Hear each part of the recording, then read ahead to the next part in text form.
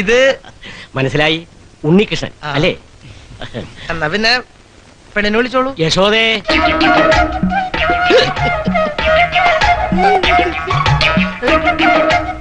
ഇതാണോ പെണ്ണ്?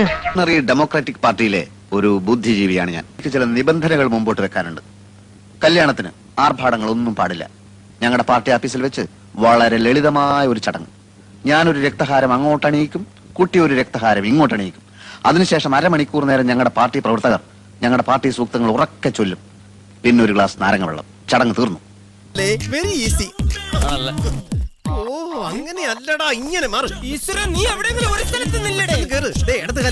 സൂക്ഷിച്ചു കരുത്, സിമ്പിൾ ആണ്. നിനക്ക് ഭ്രാന്താടാ പന്നി, ഒരു സ്ഥലത്ത് ഇല്ലടാ.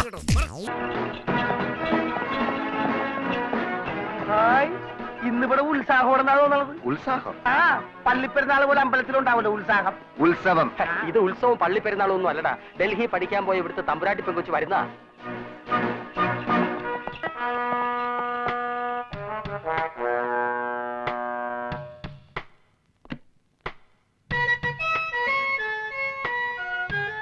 അയ്യേ, ഇതാണോ ഡൽഹിയിൽ പഠിക്കാൻ പോയ പെങ്കൊച്ച്?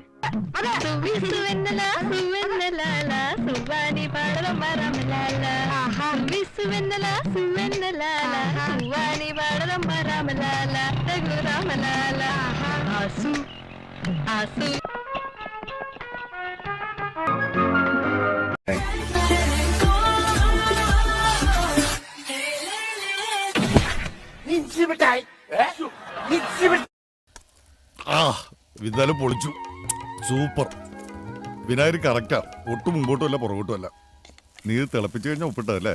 അതൊക്കെ എന്റെ ട്രേഡ് സീക്രട്ടാ, ഞാൻ പറഞ്ഞു തരില്ല സാറേ. എനിക്ക് ഇഷ്ടമുള്ള സാധനം ഞാൻ ഉണ്ടാക്കാൻ പഠിച്ചിട്ടുണ്ട്. ആണോ? സാമ്പാർ അതേപടി ആ തെങ്ങിച്ചോട്ടി കിടപ്പുണ്ട്. കാക്കിക്ക് പോലും വേണ്ട. ഉണ്ടാക്കപ്പോ ചില്ലി ചിക്കൻ എനിക്കറിയാം.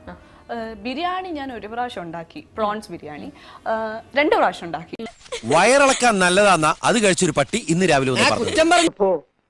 എന്നെ ശരിക്കൊന്ന് ശ്രദ്ധിച്ചേ. എന്റെ പെരുമാറ്റത്തില് എന്തെങ്കിലും പന്തികളുണ്ടോന്ന് ഒന്നും നോക്കിക്കേ. ചേട്ടാ, ചേട്ടാ, കാട്ടോർമ്മ ചേട്ടാ.